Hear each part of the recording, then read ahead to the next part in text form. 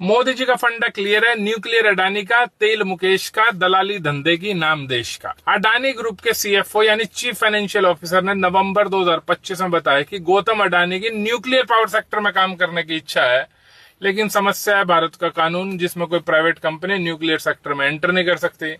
मोदी जी ने कहा, मालिक ये बात क्या की, आपका गुलाम आपकी इच्छा पूरी करेगा। और अगले ही महीने दिसंबर 2025 में मोदी जी संसद में शांति बिल ले आए। शांति मतलब sustainable harnessing and advancement of nuclear energy for transforming India, और बना दिया बिना डिस्कशन के एक कानून। उसके कुछ दिन बाद ही रिपोर्ट आई कि मालिक Adani Bhabha atomic research centre का दौरा भी कराए हैं। और फाइनली कल अडानी ने एक कंपनी बना दी है, AAEL, मतलब अडानी एटॉमिक एनर्जी लिमिटेड।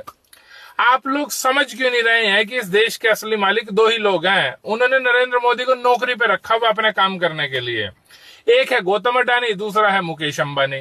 अब मुकेश अंबानी की भी सुन लो। यहाँ भी मोदी जी का फंडा क्लियर है, तेल रूस से है या वेनेजुएला से, लेकिन मिलेगा अंबानी को ही।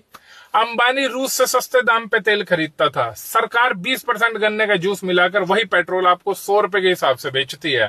इस सस्ते तेल का 1 पैसे का भी फायदा जनता को नहीं दिया गया। अरबों डॉलर का मुनाफा अकेले अंबानी डकार गया। लेकिन अब जब रूस से तेल खरीदना बंद होने वाला है, तो बड़े सेठ ने वेनेजुएला से तेल खरीदने की सेटिंग कर ली है। अंबानी और उसका परिवार पहले से ही ट्रंप के चक्कर काट रहा था। कभी ट्रंप के शपथ ग्रहण समारोह में, कभी मिडिल ईस्ट में लाखों डॉलर खर्च करके मीटिंग, प्रॉपर्टी लाइसेंसिंग या अन्य तरीकों से ट्रंप को 10-10 मिलियन डॉलर की बख्शीश देता रहा। बेटे की शादी में खास सेवा की गई।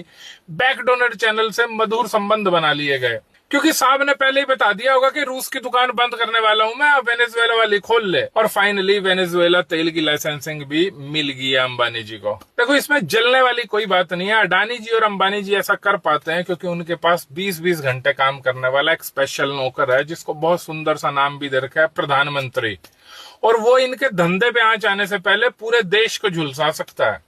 मुझे तो कभी कभी कुणाल कामरा की बात याद आती है कि हम डायरेक्ट अंबानी को वोट क्यों नहीं दे सकते। हमारे और अंबानी के बीच में ये नीच बुड्ढा कर क्या रहा है? मेरे और अंबानी जी के बीच में मोदी जी क्या कर रहे हैं? मैं सीधा अंबानी को वोट क्यों नहीं दे सकता? ये बुड्ढा मेरे बीच में बहुत बोलता है।